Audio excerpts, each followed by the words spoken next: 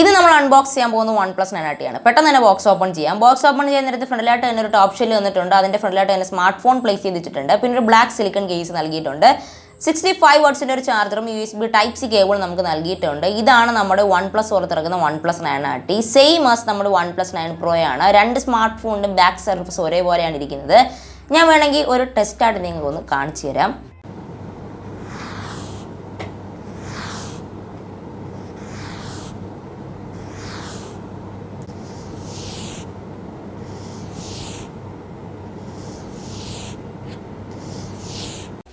അപ്പോൾ ഞാൻ പറഞ്ഞ പോലെ രണ്ട് ഫോണിനും ഒരേ ബാക്ക് സർഫസ് ആണ് കമ്പനി കൊണ്ടുവന്നിരിക്കുന്നത്. 8.295 mm തിക്നെസ് ആണ് ഈ ഒരു ഫോൺ കൊണ്ടുവന്നിരിക്കുന്നത്. 198.5 ഗ്രാം വെയിറ്റ് ആണ് ഈ ഒരു ഫോണിന് കമ്പനി കൊണ്ടുവന്നിരിക്കുന്നത്.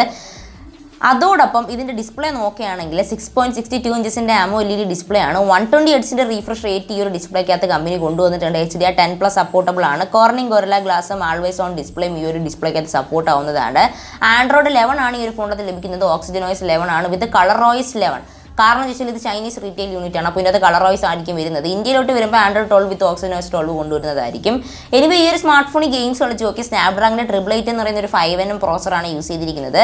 Adreno 660 എന്ന് പറയുന്ന ഒരു GPU യൂസ് ചെയ്തിട്ടുണ്ട്. സോ നല്ല രീതിയിൽ തന്നെ ഗെയിംസ് നമുക്ക് കളിക്കാനായിട്ട് സാധിക്കും. നല്ല ഗെയിംസ്, അതായത് ഞാൻ ഫോർട്നൈറ്റ്, ഗെൻഷിൻ ഇമ്പാക്റ്റ്, PUBG മൊബൈൽ അങ്ങനത്തെ ഗെയിംസൊക്കെ ഞാൻ റൺ ചെയ്ത് നോക്കി.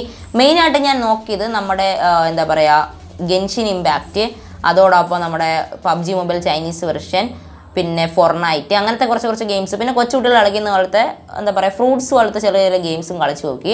സോ ഈ ഗെയിംസ് കളിച്ചപ്പോഴൊന്നും ഒരു ഹീറ്റും ഈ ഒരു ഫോണിൽ നിന്ന് തോന്നിയില്ല. ചെറിയൊരു ബാറ്ററി ഡ്രെയിൻ തോന്നി. അത് ചാർജ് ചെയ്തപ്പോൾ തന്നെ മാറിയിട്ടുണ്ടായിരുന്നു. 65 വാട്ടിൻ്റെ ഒരു ചാർജർ നൽകിയിട്ടുണ്ട്.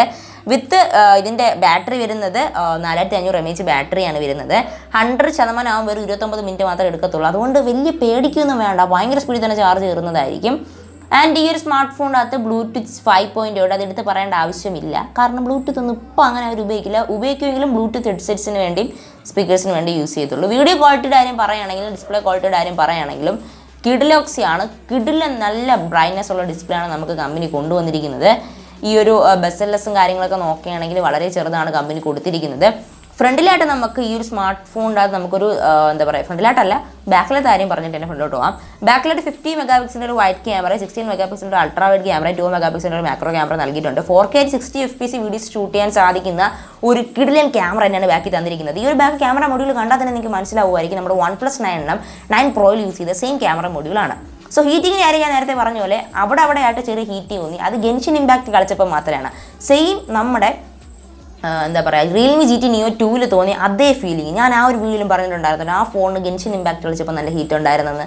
ആ സെയിം ഇഷ്യൂ ഈ ഫോണിൻ്റെ അതുകൊണ്ട്. പക്ഷേ ആ ഫോണിൻ്റെ അത്ര ഇല്ല. കാരണം ഇത് 888 പ്രോസറാണ്, ഫ്ലാഗ്ഷിപ്പ് പ്രോസറാണ് യൂസ് ചെയ്തിരിക്കുന്നത്. അതിൻ്റെ അകത്ത് കുറച്ചുകൂടെ കുറഞ്ഞൊരു പ്രോസർ, അതായത് എനിക്ക് തോന്നുന്നു 870 ആണെന്ന് തോന്നുന്നു, 878 ആണെന്ന് തോന്നുന്നു, എനിക്ക് കൃത്യമായിട്ട് ഓർമ്മയില്ല. പക്ഷേ ഈ ഒരു ഫോണിൻ്റെ അകത്ത് 888 ഉണ്ടായിട്ടും ചെറിയ ഹീറ്റ് ഉണ്ട്. പക്ഷേ ആ ഫോണിൻ്റെ അത്ര ഹീറ്റില്ല, ചെറിയ ഹീറ്റ് മാത്രമേ OnePlus 9RTക്ക് എനിക്ക് ഫീൽ ചെയ്തുള്ളൂ.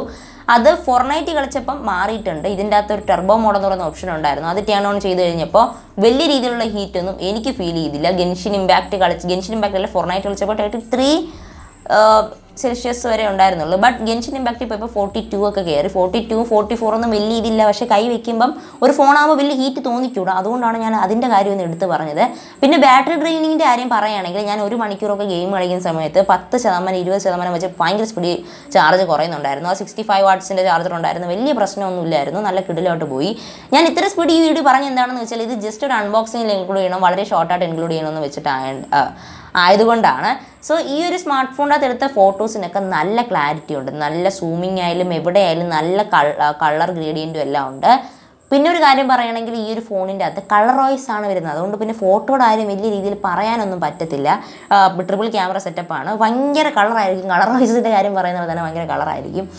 സോ ക്യാമറയുടെ കാര്യം ഇന്ത്യയിൽ വരുമ്പോൾ പറയാൻ പറ്റില്ല. കാരണം OxygenOS ആണ് കൊണ്ടുവരുന്നത്. ക്യാമറ ക്വാളിറ്റിയിൽ ചെറിയ റെൻഡറിങ് സ്പീഡിലും അതോടൊപ്പം ക്വാളിറ്റി അത് എടുത്ത് വരുമ്പോൾ ഉള്ള ക്വാളിറ്റിയിലും ചെറിയ വ്യത്യാസങ്ങൾ നമുക്ക് ഫീൽ ചെയ്യും.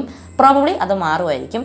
എനിവേ ഇന്നത്തെ വീഡിയോ ഇഷ്ടപ്പെട്ടെന്ന് വിചാരിക്കുന്നു. ഇന്നത്തെ ഈ ഒരു കമ്പാരിസൺ വീഡിയോ അത് ഞാൻ ചെറുതായിട്ടൊന്ന് കൊടുത്തതാണ് ആ ബാക്ക് സർഫസിൻ്റെ കാര്യം.